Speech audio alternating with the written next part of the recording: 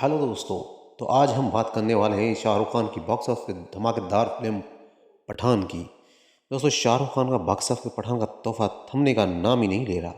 इस फिल्म ने अपने स्टार्टिंग के 5 दिनों में 500 करोड़ का बिजनेस कर चुकी है।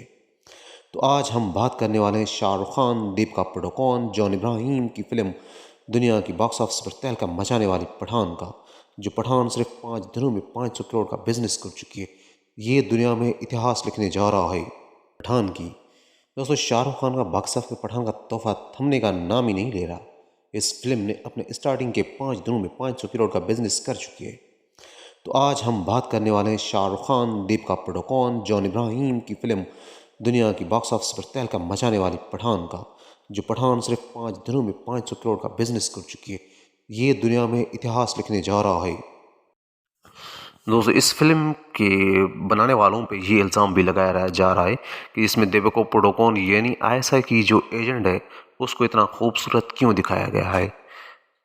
इस पे भी एतराज़ करे जा रहे हैं। ये इस फिल्म पर स्टार्टिंग में बहुत सारी बातें भी की गई हैं, तो इस फिल्म में ये ना होना चाहिए, वो ना होना चाहिए।